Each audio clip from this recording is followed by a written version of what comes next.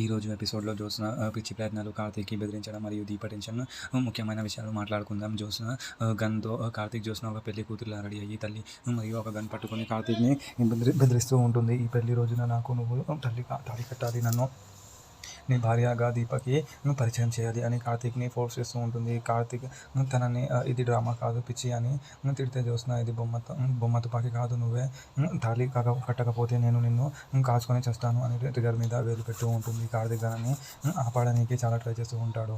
అయితే స్వప్న ఒక బుక్ చదువుతూ ఉంటే శరత్ వచ్చి ఎవరి జీవితం గురించి చదువుతున్నావు అని అడుగుతూ ఉంటారు. వాళ్ళు ప్రేమ, మోసం మరియు బంధాల గురించి డిస్కస్ చేస్తూ ఉంటారు. మోసాన్ని క్షమించగలం కానీ మమ్మల్ని మనమే మోసం చేసుకోలేము అని స్వప్న చాలా ఎమోషనల్గా మాట్లాడుతూ ఉంటుంది. దాసు వచ్చి స్వప్నకి చార్మినార్ దగ్గర కొన్న మట్టి గాజులు ఇస్తూ ఉంటాడు. ఆ గాజులు నేను నీ చేతికి వేస్తాను అని దాసు అంటే స్వప్న మొదట కన్ఫ్యూజ్ చేస్తుంది. కానీ స్వప్న అన్న ఎంకరేజ్ చేయడంతో స్వప్న గాజులు వేయించుకోవడానికి రెడీ అవుతుంది.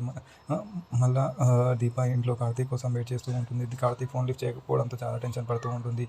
ఫైనల్గా దీప కార్తీక్ ఫోన్ చేస్తే జ్యోత్స్న లిఫ్ట్ చేస్తుంది. నీ మొగుడు నా దగ్గరే ఉన్నాడు, నేను పంపాను అని జ్యోత్స్న దీప రెచ్చగొడుతూ ఉంటుంది. మరి నెక్స్ట్ ఏం జరుగుతుందో చూద్దాం.